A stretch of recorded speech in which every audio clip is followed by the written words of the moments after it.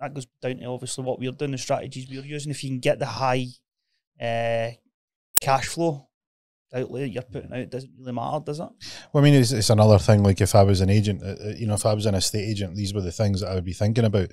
I would be looking at, you know, all the types of properties that we would have on our books between sort of 150 and 160, calculating out what that additional 8% is, because I would be going to the buyers and saying, look, would you be in a position to take 5 or 10k lower, because I think we could move your property into this better bracket.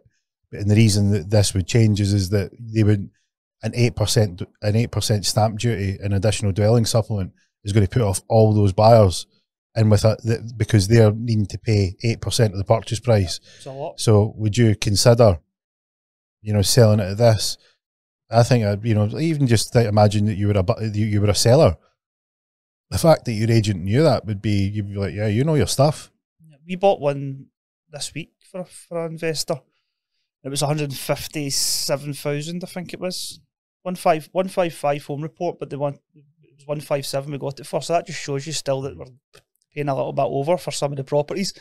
And with the 8% on that, it was something like 12.5 grand stamp duty. So it just shows you the bulk of money that's going to the tax on that, you know. But it didn't really matter because the investor still bought it, obviously, because of the high cash flow that we're getting for them. Because that in that area, we're getting like £200 a night, 70-80% occupancy rate. That's pulling in about £5,000 or £6,000 gross income. So the cash flow is there. That's why you still went for it, you know. Yeah. The government needs to be very careful, because they're one of the things that we know over history is over-regulation and government overreach destroys markets. And you know, is that not what they're trying to do? But well, there's two arguments to it. The argument is on one side you could say, with these actions that you're taking, there's only two outcomes. Right? You're either incompetent, which means you don't know what the consequences of your actions are.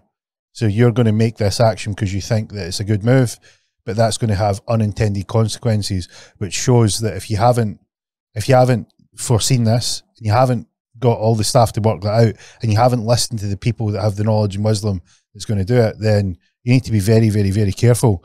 And there's an argument that can be made very, very strongly that you shouldn't be in this role. Yeah. Right? That's a danger for the government, because a government's all about perception, that they've got the right interests and so on. And the last 4 years has proven that's been put to the test, and the government doesn't look good. Yeah. And good moves if they actually made, but none. If you look at it in the property sector over the past how many years, what I can't think of one good move that they've done. More tax, more regulation, and stifled the market. They've stifled Instead of being for a landlord, they're against the landlord, you know. Well, it's craziness. Like some of the things that they suggest. I mean, I done a podcast on my own podcast series about the regulatory framework that the Scottish government used to come to the conclusion that they should regulate a part of the property industry. And if I read through it, and I was like, see if somebody had handed this in as homework, I'd have given them it back and says, look, you've not actually done anything here. This is really poor. Who's making these decisions, man? And it's like, but what happens is most people, like, how many people have went and read that 50-page document?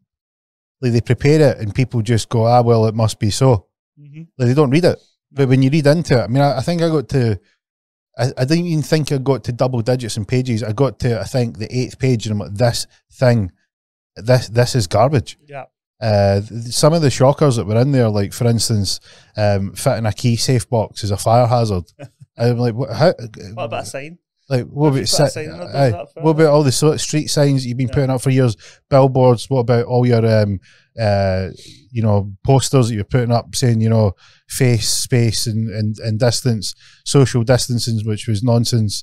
Yeah. You know, lockdowns, which were unnecessary. This is the people are telling you that there's a fire risk if you put a key safe in a wall. I've never heard anything as ridiculous in my life. Yeah. And it's one of these things where you go, look, you need to tread carefully here, because if you want people to stop giving you the benefit of the doubt, you've got to do better than this. Yeah. And their argument is playing to we've had enough. Well, they're playing to the you know, we need to take control of the market and this sort of stuff. And it's like, well, Let's go and have a look at where that looked like. Go and have a look at the Soviet Union, where it was communism. Go and have a look at what it was like when you had a socialist state, because that's what they're talking about.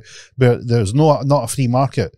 Go and have a look at how that turned out. Yeah. Like the fall of the Soviet Union was because it didn't work, right? Then the reason we've had great leaps and jumps in the modern history of the world over the last couple 100 years is because of something called capitalism. And a lot of people think that's a dirty word, and there's a lot of corruption, right? But there's corruption both sides. But what has capitalism done? I'll tell you what capitalism has done. It's rewarded people for putting in a big effort, right? It's rewarded those that can take a risk. It's also rewarded people that if they want to shine, like if somebody's better than you, they can get a better reward. So do you want to keep him? Do you want to step up to the plate?